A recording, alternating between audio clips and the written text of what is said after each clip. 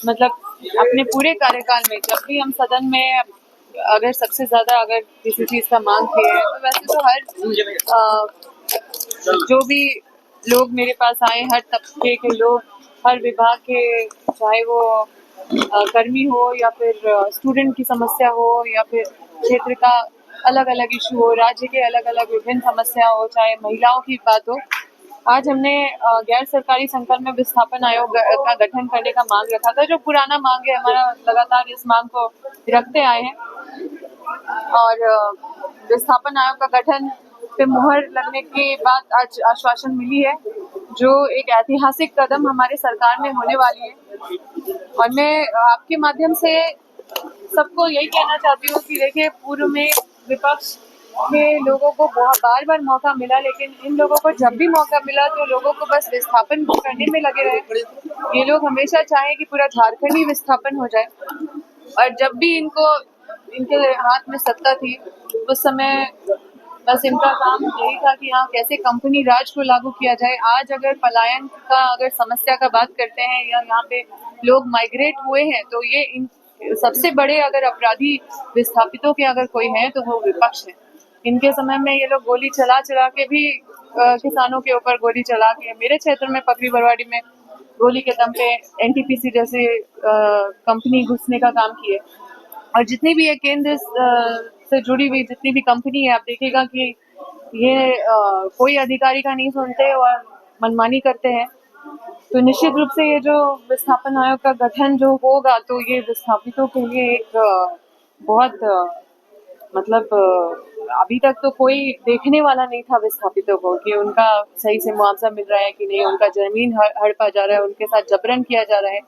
और ये लोग का ही देन है कि आज पूरे क्षेत्र में इतना अन्याय फैला हुआ है, विस्थापितों को न्याय नहीं मिल पाया है। और ये लोग अभी विपक्ष में है तो चिल्लाते रहते हैं, विरोध की राजनीति करते हैं। तो इनका जो मानसिकता है वो बस यही है कि यहाँ कंपनी राज कैसे लाएं और यहाँ के लोग बाहर जाके मुंबई दिल्ली में मजबूर होके मुंबई दिल्ली के घरों में जाके काम करें। और इस चीजों को बदलने के लिए हमारी सरकार ने ऐतिहासिक कदम उठाए। इससे पहले भी 75% रोजगार का विधेयक पास हुआ, वो भी लोकल लोगों को, ताकि उसमें रोजगार से जोड़ा जाए। जो हमेशा कंपनी का नियत और हमेशा उनका इंटेंशन यही रहता था कि यहाँ पे बस बाहरी लोगों को रखे, तब ये मुद्दा उठा और ये हमारी सरकार ने अच्छे से समझा, इसका विधेयक पास किया 75% रोजगार को सुनिश्चित करने के लिए, जिससे आज भी हम लोग को संघर्ष करना पड़ रहा है, क्योंकि ये केंद्र सरकार से जुड़ी हुई कंपनियां हैं। तो यहाँ पे मतलब जो अधिकारियों को भी मतलब केंद्र से ही फोन आता है कि कंपनी को मत छेड़ो, मत इतना परेशान करो। तो अब विस्थापन आयोग का जब गठन हो जाएगा तो विस्थापितों के लिए एक उम्मीद की किरण विस्थापितों को नजर आएगी कि कोई है उनको सुनने वाला। वरना अभी तक जो स्थिति है, कोई विस्थापितों को सुनने वाला या देखने वाला, उनका हक अधिकार को सुनिश्चित करने वाला कोई नहीं रहा। हमारा परिवार पूरा विस्थापितों के लिए संघर्ष किया है, कुर्बानी दिया है। और मैं आज संजोग से अगर यहाँ पे विधानसभा में खड़े होकर बात रख पा रही हूँ, तो ये एक बहुत बड़ा संजोग है। इसी विषय पे मैं जो विस्थापितों का जो लड़ाई है हमारे परिवार की तरफ से जो लड़ा गया, यही संघर्ष की मैं उपज हूँ। और आज बहुत ही खुशी हो रही है कि आज ऐतिहासिक दिन है कि आज विस्थापन आयोग का जो बहुत पुराना मांग था, पहले उत्तर में भी आता था कि विचाराधीन है, अभी सरकार विचार कर रही है, अभी इस पे पहल नहीं हुआ है, लेकिन आज सकारात्मक जवाब मिला है और अब इस पे मुहर लगने वाला है। तो मैं आपके माध्यम से अपने विस्थापित परिवार से खुशी साझा करना चाहती हूँ। इसलिए एक सवाल है कि राज्य सरकार ने जवाब दिया है कि राहुल गांधी और प्रियंका गांधी की भी मांग रही है कि 50% कांग्रेस के मैनिफेस्टो में रहा है कि 50% महिलाओं के आरक्षण। लेकिन सवाल जब राज्य सरकार से पूछा गया तो उन्होंने कहा कि ऐसी कोई भी राज्य सरकार की मंशा नहीं, 5% का जो आरक्षण पूर्व से निर्धारित वही राज्य सरकार लागू की। तो वादा तो किया था कि 50% आरक्षण का। देखिए, किस विषय पे आप बात कर रहे हैं, हमने तो हमेशा महिलाओं के मुद्दे पे हम हमेशा मुखर रहे हैं। चाहे अभी आज ही हम लोग जो फ्लैग दिखाने का काम किए, हरा झंडा दिखा के, और हम लोग जो मैया योजना है उसको अभी सरकार ने लागू किया है।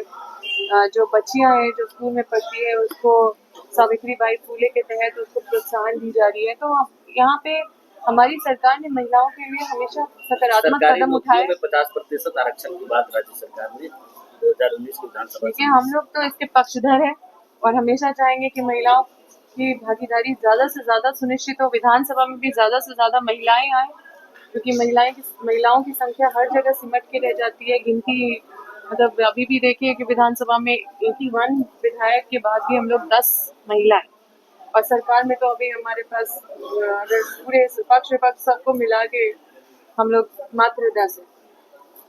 तो अभी हमने जो महिलाओं के लिए मांग किया था, जो शिशु देखभाल के लिए 2 साल का सवैतनिक अवकाश जो मिला है, तो ये भी एक बहुत बड़ा कदम, और हमारी मांग पे सरकार ने तुरंत इसको संवेदनशीलता से इस पे मुहर लगाने का काम किया, जिससे यहाँ झारखंड की महिलाएं जो काम कर रही है बाहर, उनको काफी राहत मिला इससे।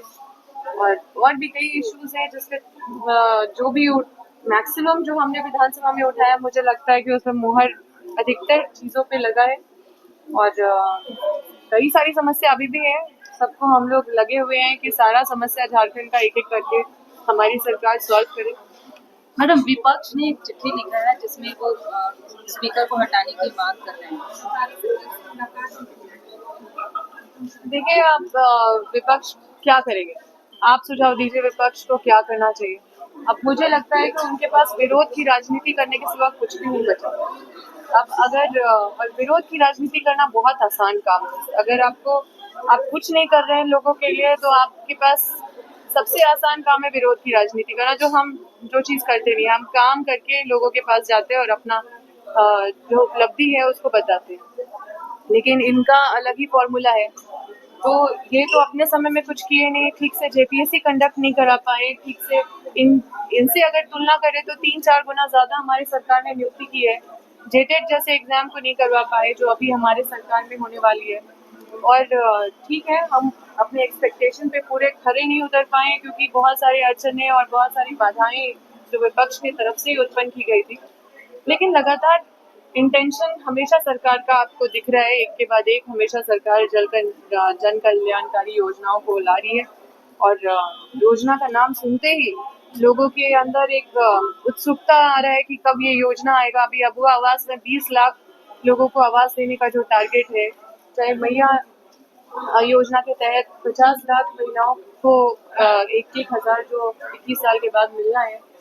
और विपक्ष की बात तो हम आप लोग से कहना चाहते हैं कि ये विस्थापितों के बारे में जब भी मतलब इनकी सरकार बार बार इनको मौका मिला, ये किस तबके के लोग के लिए क्या किए।